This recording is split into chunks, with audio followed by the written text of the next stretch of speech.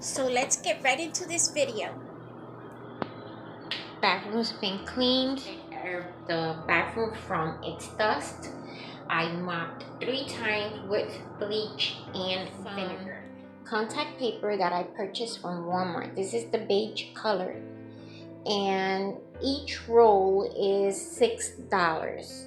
So my idea was to cut this up and lay it on the floor. And once I've laid it down like it was floor tiles, so I'm going to take my contact paper and I'm going to, now I'm in a small bathroom, okay, but this is the idea. I'm going to take the contact paper and I'm going to overlap it a little bit from the floor to the tub. And like I said, this is just a temporary hack because this is a rented apartment and I cannot change these tiles. But I'm going to make sure that my paper, before I take the vacuum out, it's really nice and snug against the wall because I cannot let this backing get dusty. So the reason for me mopping the bathroom 3 times was so that when I was laying down the contact paper, I knew that I might have to lift it up and I didn't want any dust getting on it. So that's why I mopped it 3 times. And I didn't use a squeegee to soften the contact paper because it's a renter's apartment, and for some reason they gave it a polyurethane coating, and they didn't make sure that the floor was dust free, and there's like little bumps on the actual flooring in there. So for that reason I did it with my hand to smooth it out. To be quite honest, this took a few hours to complete, but it was well worth it. I tucked it in all the way in here, but you can see right here, this meets this spot right here meets again.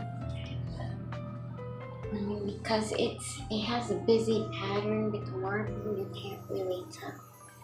And under the sink, because of these holes, it's different strips. So right here,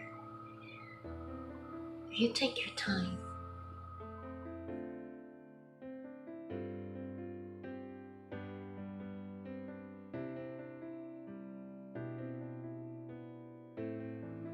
This piece over here has 1, 2, 3.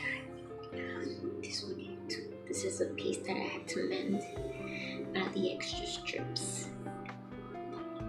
This is another piece that I mended, but you can't really tell.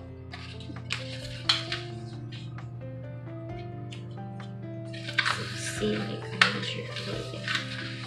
This was like maybe like a whole inch, but because I'm going to tuck some in and overlap it this way, that way because it's the bathroom and when I shower, or maybe the mop might be a little bit wet or whatever the case may be, and I'd be washing my hands a lot, so they're a little dry.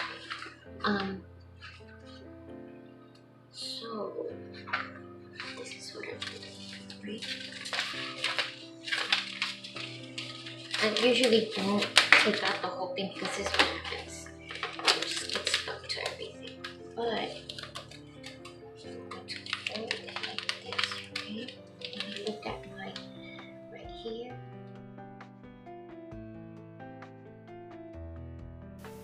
Here I'm just taking my utility knife and I'm lifting the baseboard and I'm tucking the contact paper underneath. And I'm going to do that with the rest of the contact paper. Are you ready? So here it is. Ta-da! bathroom floor is completely covered with contact paper.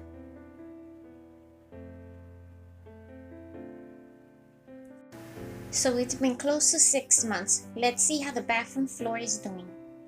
Keep in mind that I did my bathroom floor for $6. So it's almost 6 months since I did the bathroom floor with the contact paper, and it is holding up great.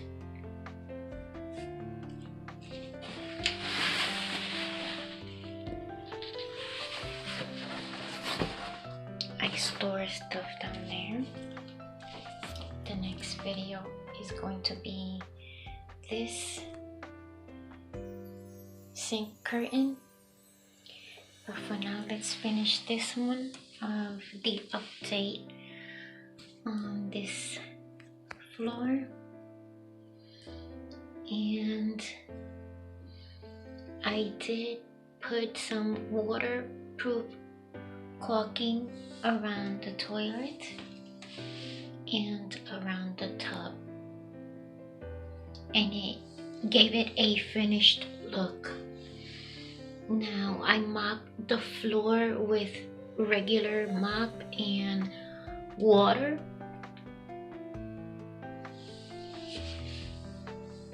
and the only thing that I could see that it's coming up there a little bit. That's it. Other than that, but these little bumps here, these are the little, that's the reason why I didn't use a squeegee. And I mopped the floor underneath 3 times before I laid down the contact paper. These are small pieces of contact paper that I was going to use for something else. I laid it on the floor instead, but if you want, you can cut up your contact paper and the same size squares and then overlap them a little bit. That way, if you have like it starts lifting up in a certain section, you can just remove that piece and replace it with a different piece. Or you can just take the roll of contact paper, lay it straight down. This is a small bathroom, so I'm standing right here. This is me. Lay it straight down, then start overlap it a little bit and go up like that. And then I think doing it like that would have taken me longer, because then I have to go around the toilet and I had to go around these poles. So doing it the way I did worked out for me perfectly well, but I'm just giving you guys ideas. So it's almost at the end of this month, on the 30th, it'll be 6 months since this has been laid down.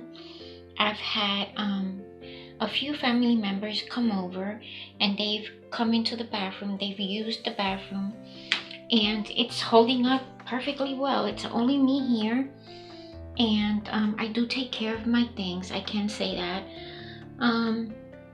I don't know how it go for you if you have like high, traffic, your bathroom is high traffic. I really don't know, but the only little area that I had, I'm seeing that is lifting up is that piece right there that I showed you. And even that, I think I overlaid it a little bit, so I could probably just cut that piece off there and it'll be okay. Next I'm going to show you guys how I did this sink skirt, and I do use that down there for storage, and it looks way better than if that wasn't there. So guys, I hope you like this video. If you do, give it a thumbs up. Remember to comment, and if you're not a subscriber, subscribe to my channel. It helps the channel out a lot. Please share the video, it also helps the channel out a lot. And I will see you soon. I appreciate you. Stay blessed. Bye. Now we're going to tackle this. So I hope you liked the video. I hope you subscribe if you're not already a subscriber, and please stay tuned for this coming DIY.